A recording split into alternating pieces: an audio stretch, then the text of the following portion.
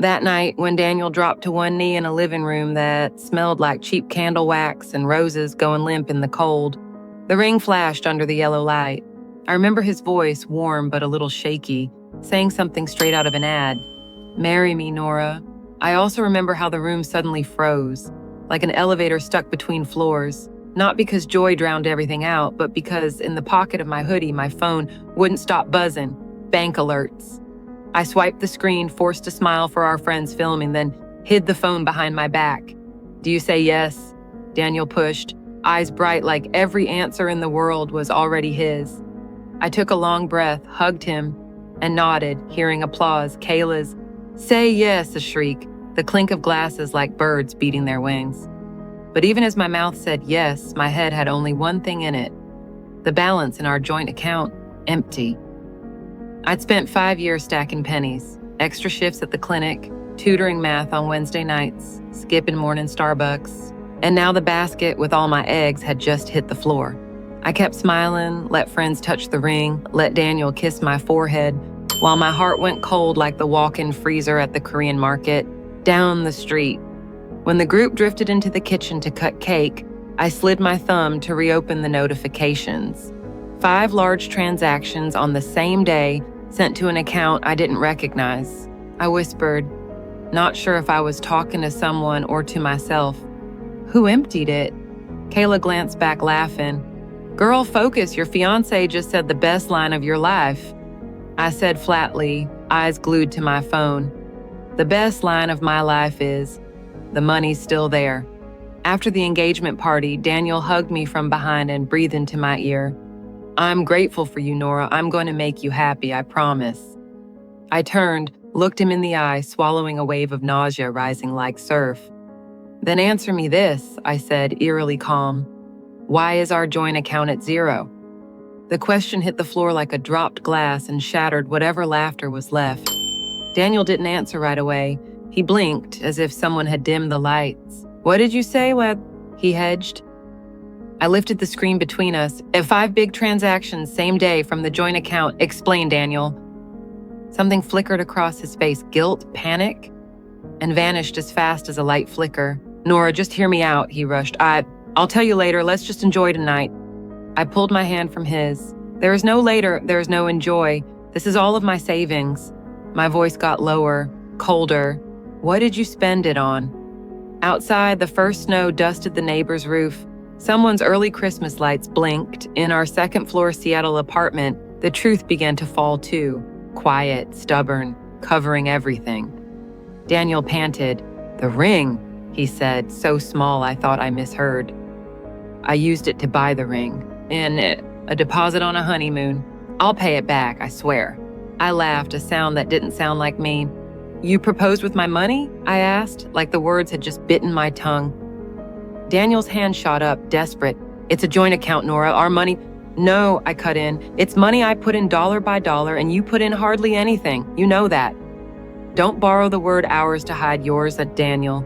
"This ring," I touched the glittering stone, "is an invoice dressed up as love." I didn't yell, I didn't cry. A sentence just snipped itself free in my head. "I don't agree with the way you love me." In the doorway, Kayla hovered like she might come back with more cake, then vanished when she caught my eyes. As for Daniel, he opened his mouth, then lowered his gaze like a kid caught red-handed. "I'll pay it back," he repeated. "I swear." "When, I asked. "How?" He stared at his shoes. "I've got a deal closing with Travis," he said. "The startup I'm building just needs a bridge." "Stop," I cut him off. "Don't pay for missing money with dreams that don't even have a 1099. Somewhere in me, a door clicked shut. That night, after our friends left, I texted Kayla, "Can you go with me to his mom's tomorrow? I need some things clarified." She texted right back, "Of course, and Nora, if you need to, say rewrite." "Rewrite what?" I asked. "Rewrite the ending," she said, half joke, half dare. Before bed, I reopened the account and traced the history. The withdrawals were made on Daniel's phone. 1 transfer to a Bellevue jewelry store, 2 to a travel agency, 1, most suspicious, to a personal account under E. Brooks, Daniel's cousin, Evan. I closed my eyes and remembered a Seahawks game last month. Evan texting Daniel, Bro, save me, I'll pay you next week. And Daniel laughing, families gotta help each other. Receipts stuffed under the couch were starting to slide out. The next morning, I drove to his mom's place in Tacoma. June answered the door with that ripe pear perfume and a big smile. Nora, my future daughter-in-law. I breathed in. I need to ask you something. She tilted her head, led me into the kitchen, poured black tea. Daniel said you were overwhelmed last night, she said. He told me he can take care of you. I set the cup down. Aunt June and I said, last night Daniel proposed to me with my savings. I watched the line of her spine go rigid. After a beat, she exhaled like dropping a heavy suitcase. He told me, she whispered. I told him not to, but he's stubborn, just like his father. I looked at her. Why? She laced her hands, eyes far away. He believes you can put feelings on layaway. He thinks a big enough gesture will make the debt smaller. His father did the same, ran my car to buy a Camaro to take me to the beach. The car wasn't warm before the payments crushed us. I got divorced. Daniel grew up inside that logic. Men bring grand gestures, and the small things like checking the balance can wait. A chill ran through me. His I'll pay it back sounded suddenly like a line passed down. Do you know about the transfer to Evan? I asked. Her mouth tightened. That boy's a hole in the ground. He thinks family money grows back. I thanked her and stood, my heart both softening and hardening at once. On my way out, I texted Daniel, talk tonight, no dancing around it, 8 p.m. He replied, okay. While I waited, I stopped by the bank.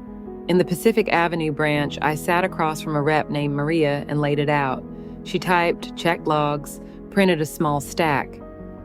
These were authorized by the second user with biometric verification from Daniel Brooks's device, she said.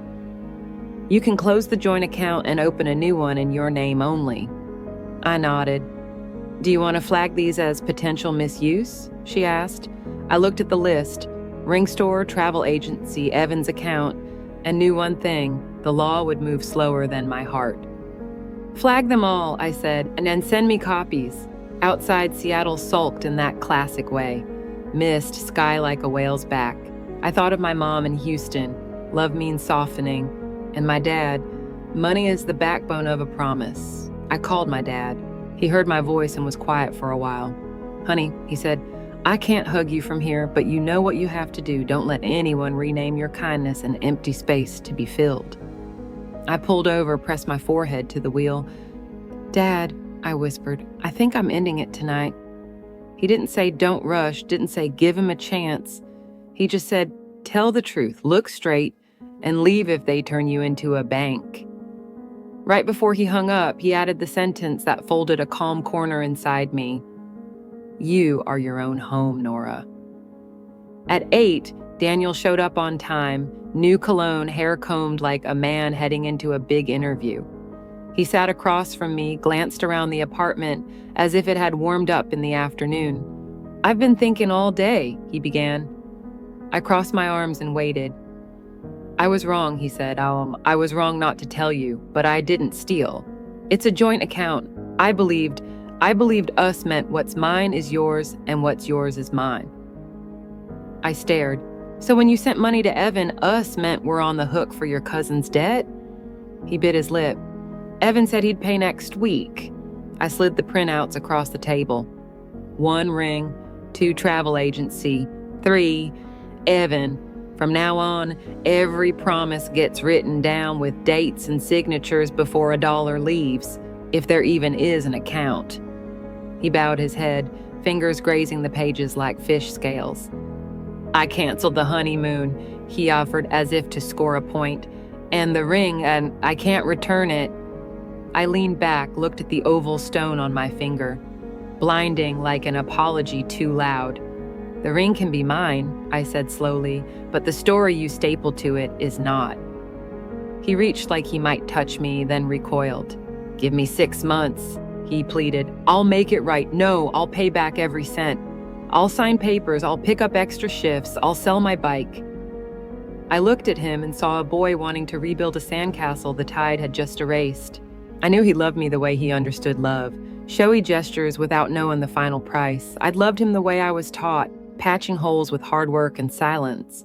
Those two ways meet in one place, the immediate.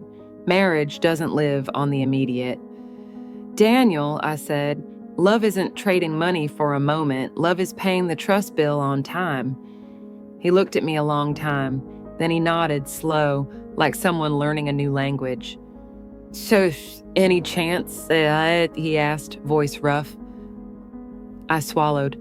There is, I said, a chance for you to pay me back. As for a chance for us, I can't give you a date. The weeks that followed moved in slow motion. I closed the account, opened one of my own, rerouted my paycheck. I put the ring box on top of the fridge, just high enough I wouldn't see it every morning. I took down our photos, not to punish, but to let the room breathe. Daniel emailed a repayment plan, a Google sheet, no frills, no foggy promises. I'm driving Uber on weekends, he noted. Picked up hours at the warehouse. Sold the bike for $400 to $500. Goal, $8,000 the first month. I replied, accepted. We'll sign receipts when it lands.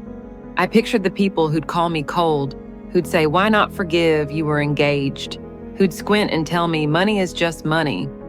But on windy nights, I wrapped myself in my dad's line like a blanket. You are your own home. I remembered what Kayla texted. If you need to, say, rewrite. One evening at the clinic, Kayla sat by my desk and handed me tea. Hey, she said, I need to be honest. I knew Daniel bought the ring in Bellevue. He dragged me to look. I asked, with what money, man? He said, the joint account, and I told him something crappy. If Nora finds out, she'll kill you. I'm sorry I didn't tell you sooner.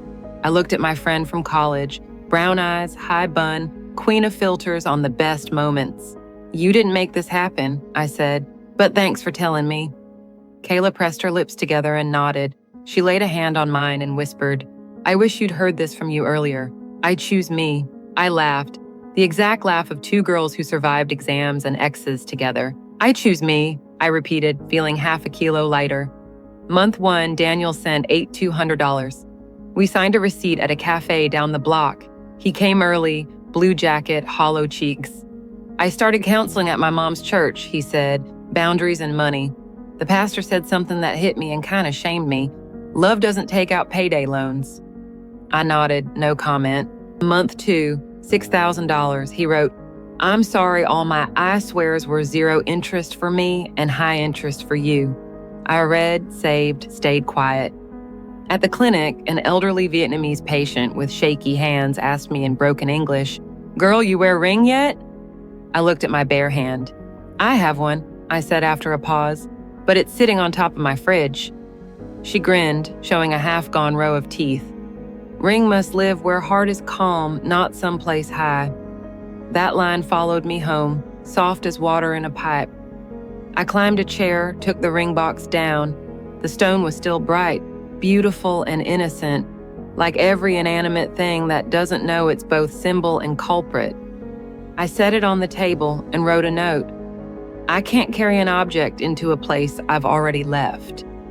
Then I closed the box and drove it to Bellevue the next day. The store manager started with final sale, but after hearing the story, she lowered her voice. I can't refund, but I can take it on consignment, and you keep whatever it sells for. I nodded. Then let it go find another story, I said, as long as it's not mine. Month 3, $5,300. Month 4, $4,700. I didn't ask how. I just received and signed. Over time, his emails got shorter, fewer apologies, more numbers. Good. Long apologies only fit the first nut. After that, you show up with transfers. One Friday, I walked around Green Lake, hands in my pockets. Seattle's late spring crisp as a bite of apple. A man slowed to ask where the parking lot was. I pointed, he smiled. Good thing you don't charge a fee, and he joked. It was a throwaway line, but I laughed out loud, a sound I'd forgotten all winter. Back home, I turned on the old playlist, mine, not ours, and quietly made a bowl of noodles, sprinkled scallions, cracked the window. Night drifted in like an old friend. The real twist came on a rainy May afternoon when Evan called me. I don't know how he got my number, probably dug it out of the family group chat. Nora, he panted, can you spot me $2,000? I'm kind of stuck. I almost dropped my phone. Evan, I said clearly, I'm not a bank. And I'm not part of us in your family. He snorted. Daniel is. He's always us. That was the pivot. I knew Daniel was trying, pay, and learning a new language called clean lines. But if his ecosystem kept calling him by the old name, it would drag him back. I texted Daniel. Evan just called asking me for money. A minute later, Daniel rang. I blocked him, he said. I went to his place and said no. For the first time, I listened to rain thudding against his window through the speaker. I said a sentence, he added, and it felt like chewing rocks. My girl's money is not disaster relief. A strange ache pinched my chest. I'm not your girl, I corrected softly. I'm someone who used to love you. He sighed. I know, I want to be a good ex, even if there's no new chance. I said slowly, good exes don't ask for more chances. They pay up, and then they go. By month 6, Daniel sent the final transfer. The total on our receipts matched the night the money vanished. Finances complete. After we signed the last one, we stood outside a quiet cafe while cars slid by like other people's busy thoughts. Daniel looked at me. Can I ask one thing? I shrugged. If that night I'd told you first, if I'd asked before touching the joint account, if I'd picked a smaller ring and proposed on our stoop, would your answer have been different? I thought for a long time. In the drizzle, I knew the answer wasn't meant to save anyone, just to clear another debt, the one I owed the truth. Maybe, I said, maybe very different. I didn't need the party. I didn't need the big stone. I needed to feel safe stepping onto a boat with my eyes closed. You drilled a hole in the bottom right before you pushed it into the water. Daniel looked down, pressing his lips like holding back a sad smile. I get it, he said. I hope the next guy knows how to keep the boat. I nodded. I hope the next woman puts a life vest on your shoulders, not on your promises. We split there. No hug, no see you later. On my way home, I texted Kayla. Done. She sent a string of fireworks and then a single line. Congrats on choosing you. Summer turned Seattle a deep green. I rewrote my future, no more September wedding, but finish the clinic management cert, spend a week in Houston slurping pho with my parents, buy a used but sturdy car. I did a small thing that mattered. Wrote a note and stuck it to my kitchen cabinet, a boundary in ink. A joint account needs 3 things: consent, transparency, and an exit ramp. Sometimes, while stirring a pot, I read it out loud like learning a new prayer, not about religion, but about myself. I changed another habit too. When anyone says, money is just money, I smile and answer, money is the alphabet of trust. One night, my dad video called. What did you do with the ring, he asked. I told him about consignment. He laughed, booming, so it's off to school to become another story. I said, so am I. In the fall, at a healthcare conference, I happened to sit next to a guy named Marcus. He works at a nonprofit helping folks without housing find jobs. When I said I'd once let someone I loved use money the wrong way, he didn't judge. He told me he'd let his brother open a card in his name and then paid it off himself. He said, some people are raised in an abused we and have to relearn I from scratch. I smiled. And some are raised in I and fear we because of bad history. He nodded. But identity isn't a sentence. We met a few times, walked Gasworks Park, grabbed tacos at a Fremont truck, talked small stuff, the smell of hot rain after a sunny day, the best song to run to, a quote that isn't corny. When Marcus asked, do you like grand gestures? I laughed. I like bills paid on time. He cracked up. Me too. Once we passed a jewelry shop. The glass reflected us, 2 people side by side talking easily. I didn't feel bitter. I felt steady. Sometimes at night, Daniel's question returns. If that night, would your answer have been different? I don't swat it away. I set it down beside me like a mischievous cat. I whisper, maybe, but I chose. Some will read this and call me cruel. Others will say I got what I deserved. Between those voices, I hear one. Small but steady, my own, that night standing in front of him. And that ring brighter than the stove light. That voice pulled me away from a lifetime of promises with missing dates. Away from a hole called us that any relative could jump into. And if you ask me for the one line that lingers, I'll give you 3, 1 for each act. The opener, this ring is an invoice dressed up as love. The middle, love isn't trading money for a moment, it's paying the trust bill on time. The ending, I can't carry an object into a place I've already left. But if I had to keep only one, to close the book, to leave a lump in someone's throat, I'd keep the sentence I taped to my kitchen cabinet. A little yellowed now, money can't buy love, but it always exposes the real bill of a person's heart.